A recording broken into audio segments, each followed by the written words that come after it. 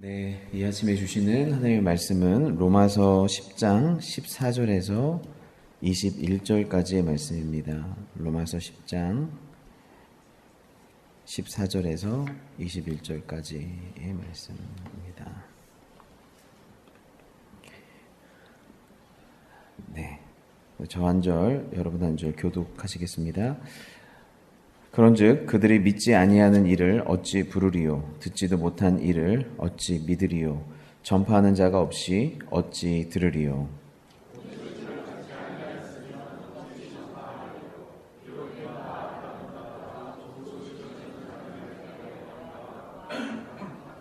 그러나 그들이 다 복음을 순종하지 아니하였도다. 이사야가 이르되 주여 우리가 전한 것을 누가 믿었나이까 하였으니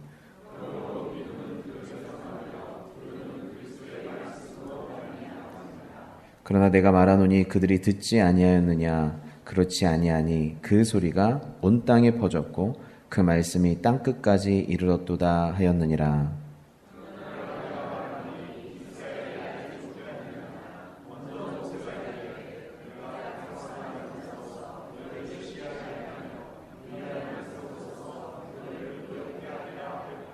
이사야는 매우 담대하여 내가 나를 찾지 아니한 자들에게 찾은 바 되고 내게 묻지 아니한 자들에게 나타났노라 말하였고 이스라엘에 대하여 이르되 순종하지 아니하고 거슬러 말하는 백성에게 내가 종일 내 손을 벌렸노라 하였느니라. 아멘. 네, 오늘 송성주 전사님 나오셔서 열려있는 순종이라는 제목으로 말씀 전하실 때 큰 은혜 받으시기 바랍니다. 아멘.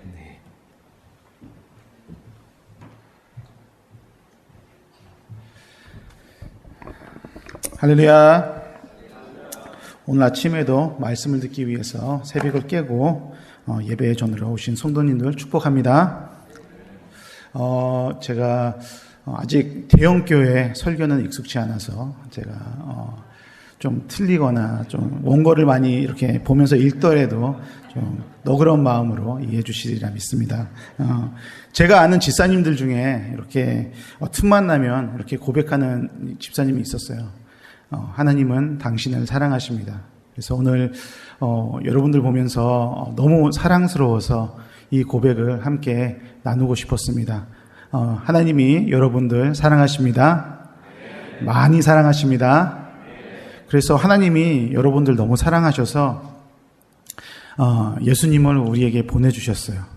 근데 우리 예수님의 그 복음의 소식이 정말 이스라엘 예루살렘이라는 곳에서 이루어졌잖아요. 그런데 너무 멀잖아요. 그때 페이스북이 있는 것도 아니고 우리 모를 수 있었잖아요. 모를 수 있었는데 예수님은 하나님은 또 그 누군가를 통해서 그 말씀을 우리에게 전해주셨어요. 너무 사랑하셨어. 근데 거기에서 멈추지 않으시고 우리에게도 그 말씀을 전할 수 있는 특권을 주시고 또 전도자로 부르셨습니다. 아멘. 전도자로 부르셔서 우리도 말씀을 전해야 하는데 여러분들도 하나님 사랑하십니까? 많이 사랑하십니까? 사랑하신다면 우리 인생에서 하나님을 얼마나 전하고 있는지, 전도자의 삶을 살고 있는지 한번 돌아보는 시간이 되시기를 원합니다.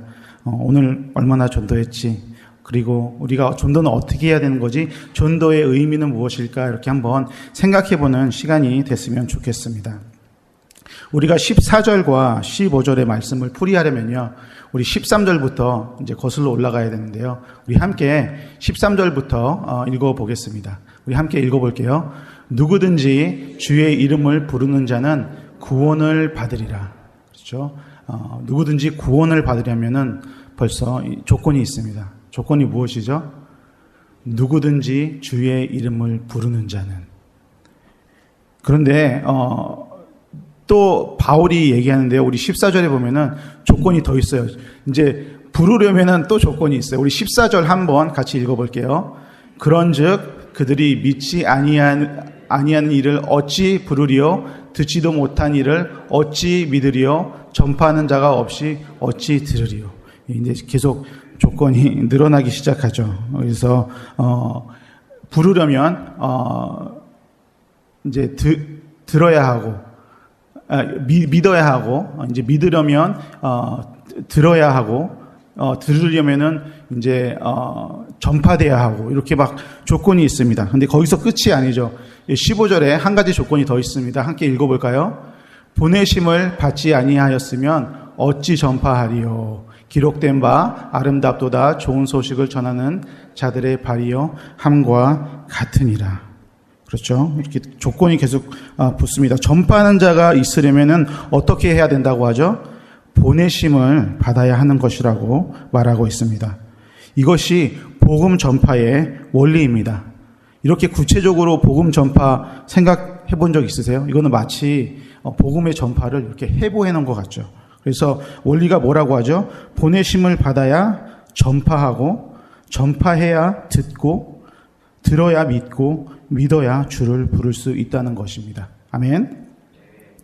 그래서 로마서 지금 오늘 10장 17절에서는 이렇게 간략하게 요약을 하고 있어요. 우리 17절도 한번 읽어볼게요. 그러므로 믿음은 들음에서 나며 들음은 그리스도의 말씀으로 말미암았느니라. 아멘.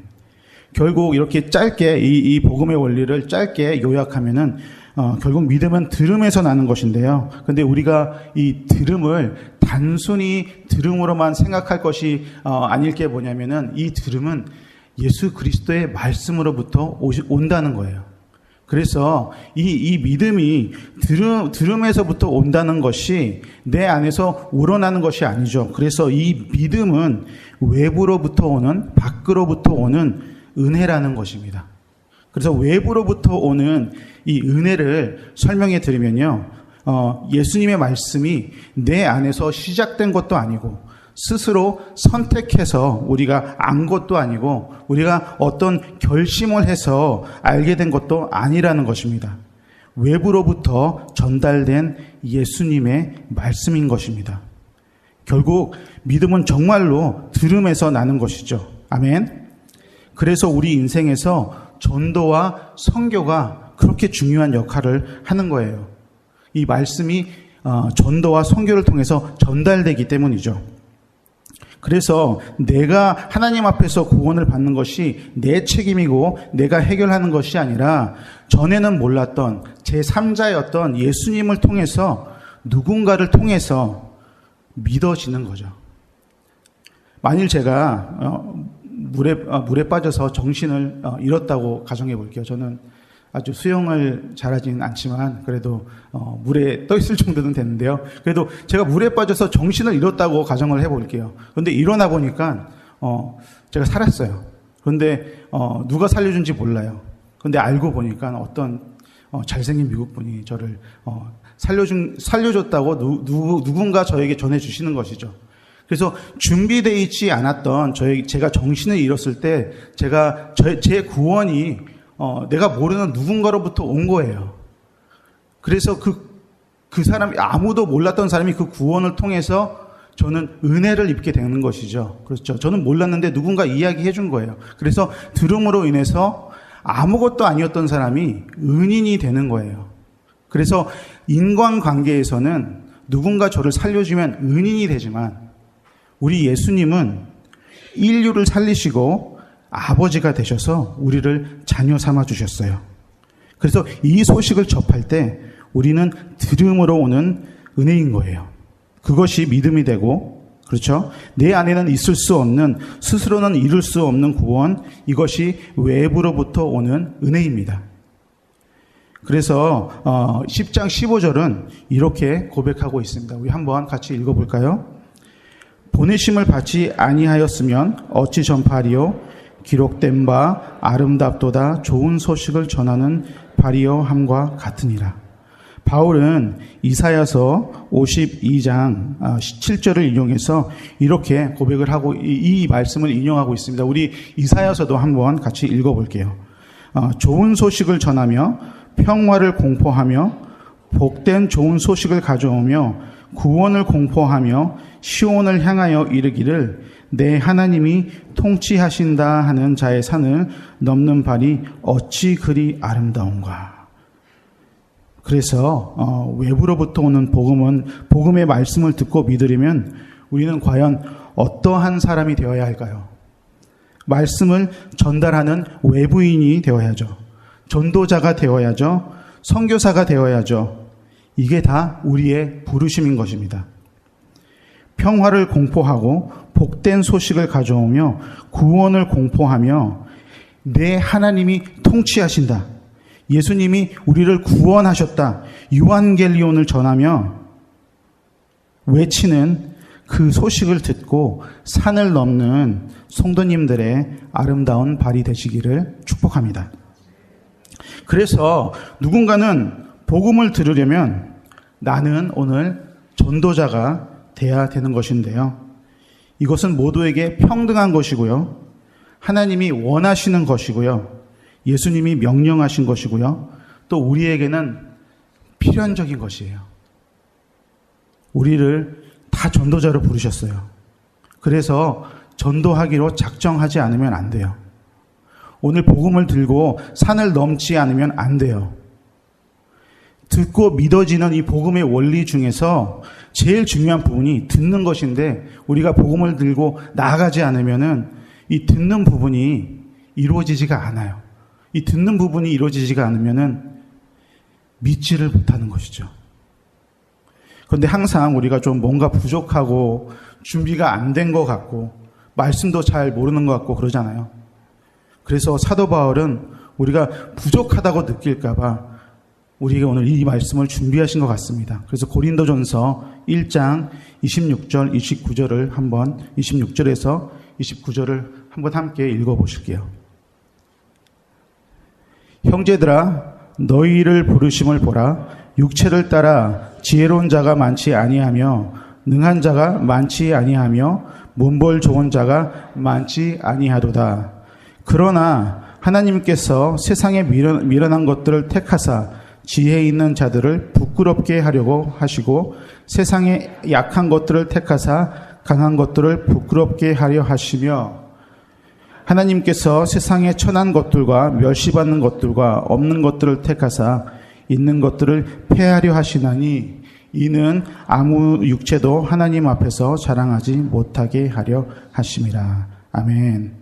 그렇죠. 우리가 붙들어야 하는 건 우리의 능력이 아닌 것입니다. 우리의 능력을 붙드는 순간 어떻게 돼요? 제가 어저께 함께 묵상해 드렸는데요.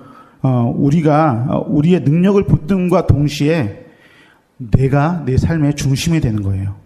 우리의 의의로 다시 돌아가는 거예요.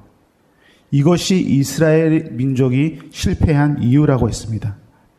내가 나의 힘으로 율법을 지켜 율법의 의의로 내가 내 능력으로 구원에 이르려고 할 때 그때가 가장 구원에 가까운 것이 아니라 그때가 우리가 가장 죄인인 것이죠. 하나님은 그래서 완벽하고 준비되신 분들을 준비하시는 것보다 좀 많이 부족하고 준비 안 돼 있을 것 같은 분들, 그죠? 저 같은 사람, 그렇죠? 그런 분들을 통해서 많이 일하시는 것 같습니다. 사도들 중에서도 세리와, 그죠? 어부들을 쓰셨잖아요. 사역자들도 보면 참 부족한 것들이 많습니다. 사실 이 이야기는 비밀인데요. 이번 주 수요일 날 이렇게 하루 종일 교회에서 일하고 이제 예배를 준비하면서 목사님이랑 저랑 너무 배가 고파져가지고 이제 짜장면을 먹으러 갔습니다. 둘이서 이제 너무 배가 고파서 짜장면을 먹으러 가고 있는데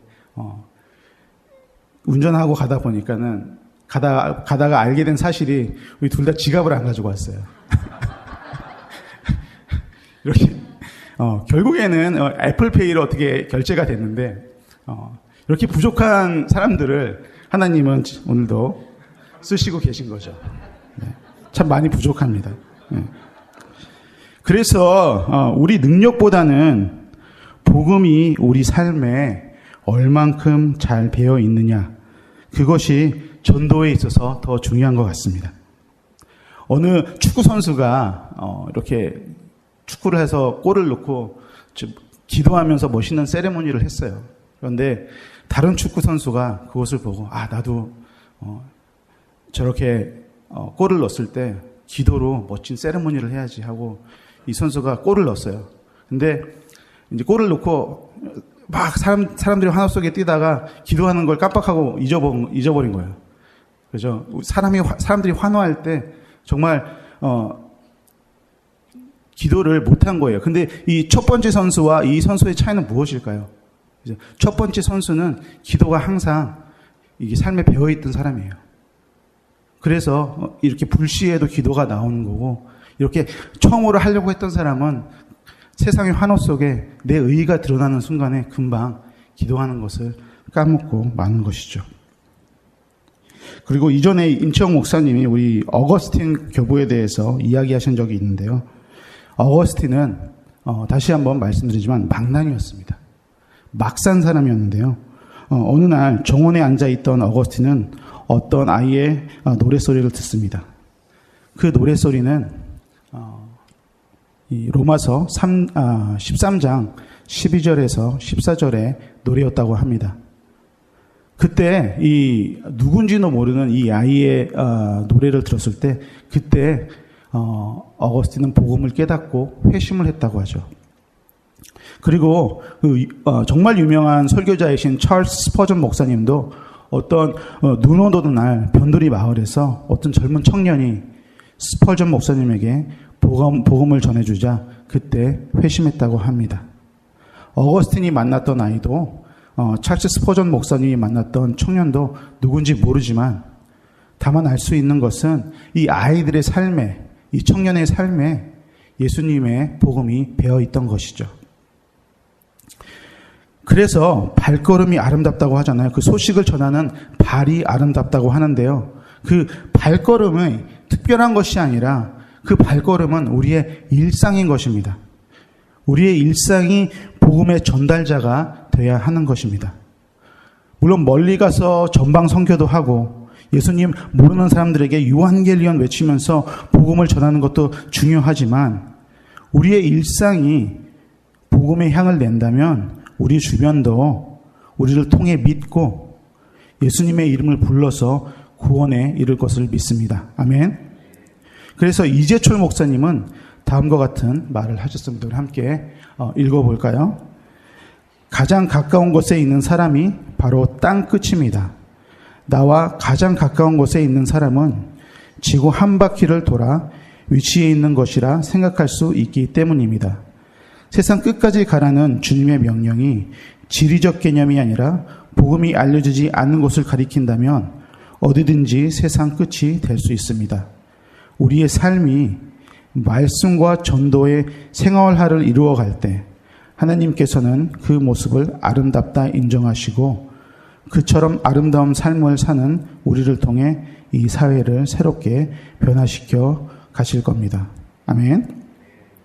우리 옆에 계신 분들을 향해서 당신은 제 땅의 끝입니다 하고 고백하는 시간 됐으면 좋겠습니다. 당신은 제 땅의 끝입니다. 제 끝사랑입니다. 제 끝사랑입니다. 네.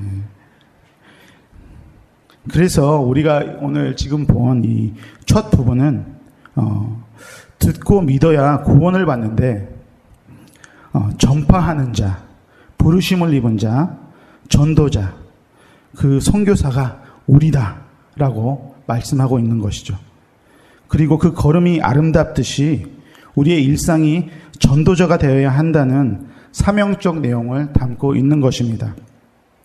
그래서 우리가 16절에서 이제 21절까지는 이스라엘 백성에게도 복음이 전해졌으나 이들은 믿는 것에 실패하였다고 그 실패의 원인은 또한 바울이 보여주고 있습니다. 우리 16절, 18절, 19절, 20절을 다시 한번 같이 읽어보겠습니다. 그러나 그들이 다 복음을 순종하지 아니하였도다.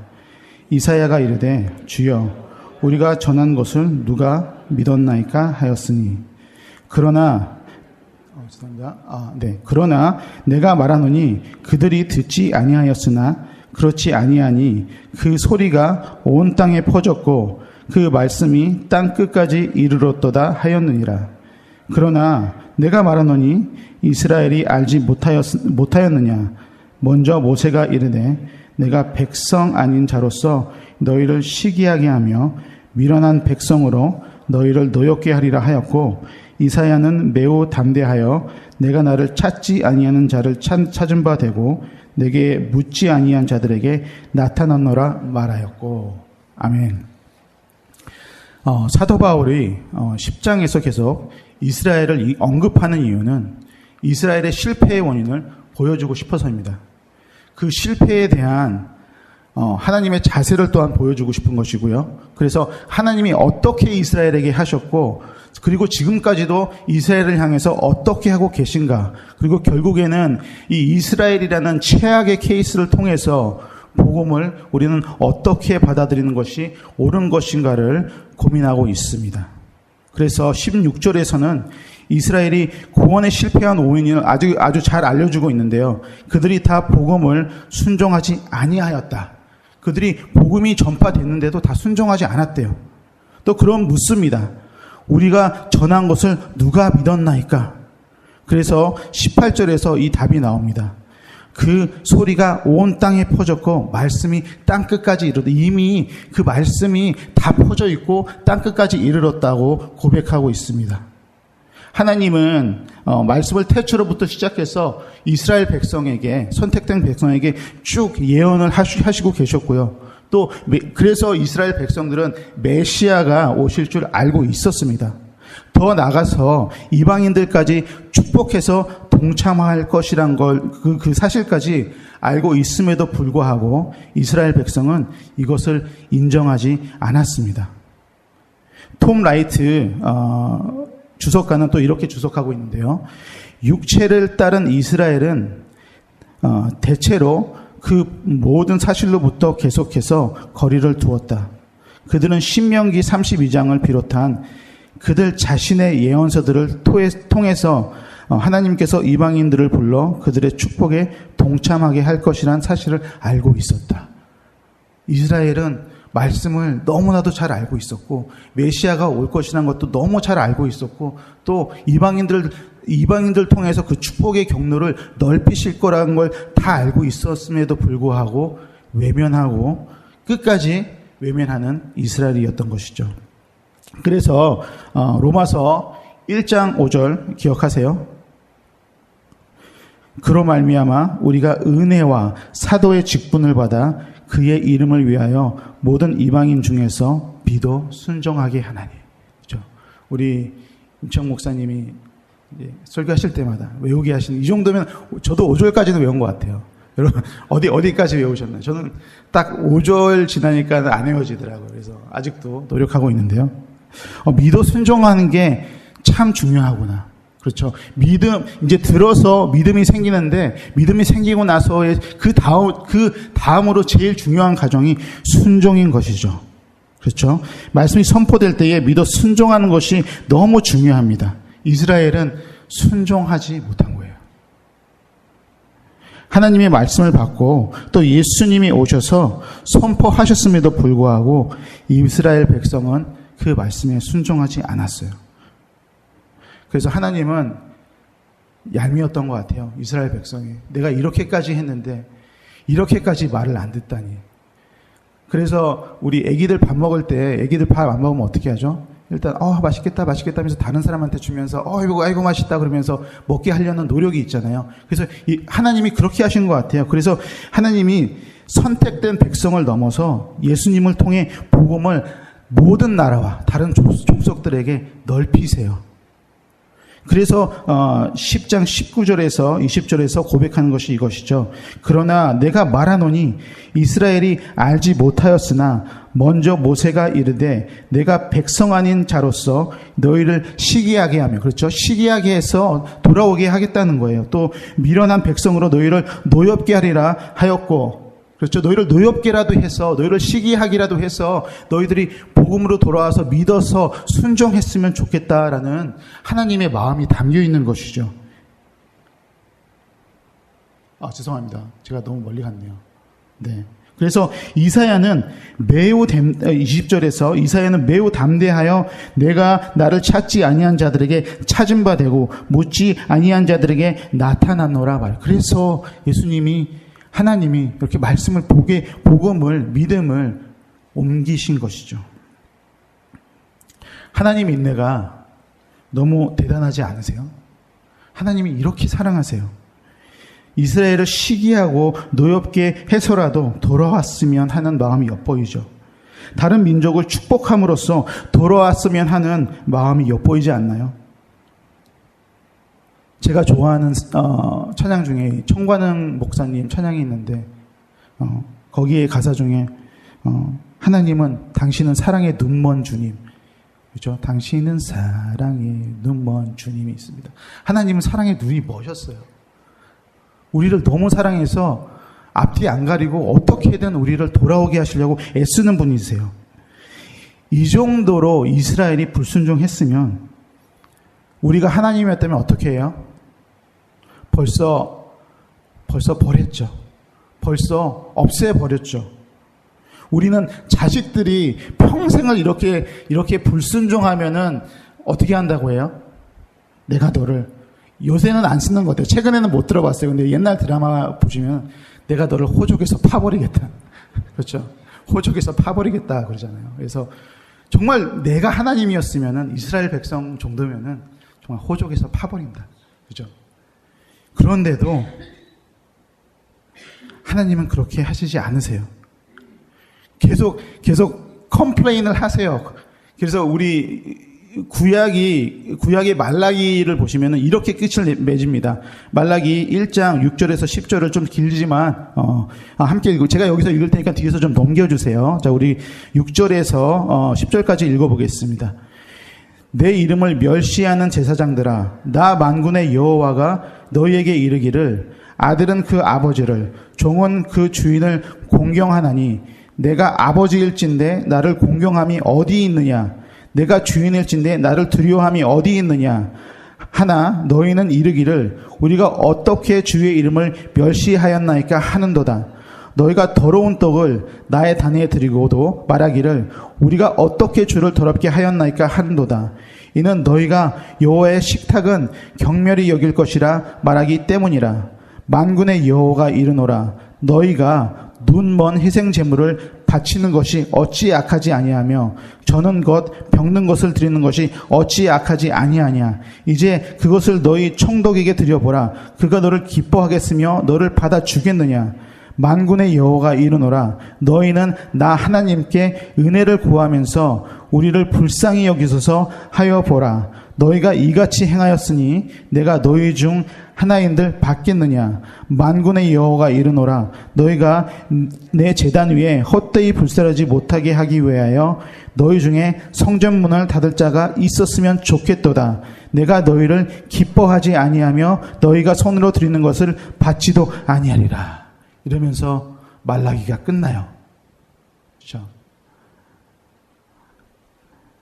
하나님이 이 10절에서 문을 닫겠대요? 아니죠. 문을 닫을 자가 있었으면 좋겠다. 너희 정말 나한테 이렇게 하고 이렇게 하는데 나 정말 너무 짜증난다. 내가 이렇게까지 했는데 너희들 나를 이렇게 멸시하는구나. 누가 너희들의 제사를 드리지 못하도록 누군가 이 문을 닫았으면 좋겠다. 내가 너희의 것은 이제 더 이상 받지도 않겠다. 하나님은 이스라엘 백성을 끝까지, 구역의 끝까지 꾸짖으십니다. 그리고 여전히 이스라엘을 끊어내지 않으십니다. 사랑의 눈먼 하나님. 그렇죠? 이렇게 혼내고 성전문을 닫고 싶지만 예배를 받고 싶지도 않으시지만 결국에는 말라기 끝나고 마태복음에서 어떻게 해요? 다시 예수님을 보내주세요. 그렇죠? 그래서 로마서 10장 21절은 이렇게 끝납니다. 있는지 모르겠는데요. 있네요. 함께 읽어볼게요. 이스라엘에 대하여 이르되 순종하지 아니하고 거슬러 말하는 백성에게 내가 종일 내 손을 벌렸노라. 아멘. 이것이 여러분 은혜입니다. 끝까지 내가 종일 내 손을 벌렸노라. 내 손을 벌렸다가 닫아놓으라가 아니죠. 내 손은 여전히 벌려있다. 그죠? 이스라엘은 여전히 이 시간에도 순종하지 않고 있지만 뭐라고 하세요? 내가 내 손을 벌렸노라. 구약에도 끝까지 벌렸고 예수님을 보내실 때도 여전히 손을 벌리고 계셨고 오늘도 하나님의 손은 이스라엘을 향해 열려 있습니다.